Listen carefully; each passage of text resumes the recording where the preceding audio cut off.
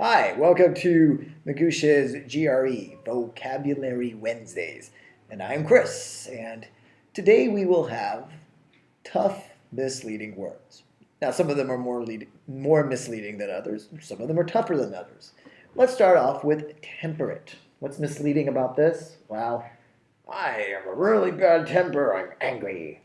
And so you see this word, you think, temperate means to be angry. It does not. In fact, it means something very different. To be temperate means to be restrained. It comes from that verb to temper, which means to lessen the degree of something. Specifically, the word temperate is used in the context of eating and drinking. So if you only eat moderate amounts of food, meaning you stop eating or drinking before your belly distends, then you are a temperate drinker or eater.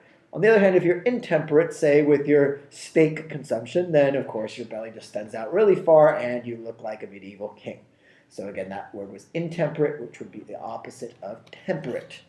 Next on our list, we have a long, tough word, and it's definitely very misleading, I'd say. I see possessing. By the way, this is all one word. It's unprepossessing. All one word. Now, I see possess, and I think, it means to have something. Prepossess means to get it before someone. But then, if you're unprepossessing, well, then you don't get something before someone else does. However, no, not even close. Why? Well, prepossessing means charming and attractive. Unprepossessing means not so charming or attractive. Again, very misleading, right? You would have never guessed this. So again, someone who has a very modest appearance, doesn't turn all the eyes in the room, that person is unprepossessing.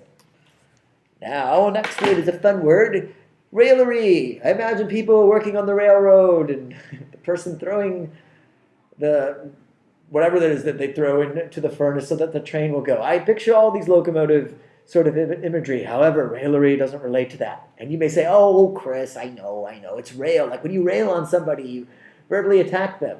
No, it's not that either. Very misleading. I told you, tough, misleading words. Raillery, which keeps ending up over here, but raillery is light-hearted banter. It's when your friends tease you, and you know they're teasing you, and everyone's having a good time. Very different from rail, which is just R-A-I-L, which again means to verbally attack. Finally, we have boorish. Now you may think, well, does it mean boring? No. Does it mean to bore a hole? He was boorish and went through the wall. No. Boorish means lacking manners, uncultivated, uncivilized. You say rude things to people. So maybe you can imagine this guy named Boris. And Boris is very rude to many people. And he is boorish. So there's my Russian accent and my mnemonic for the day. And it's also my final tough, misleading word.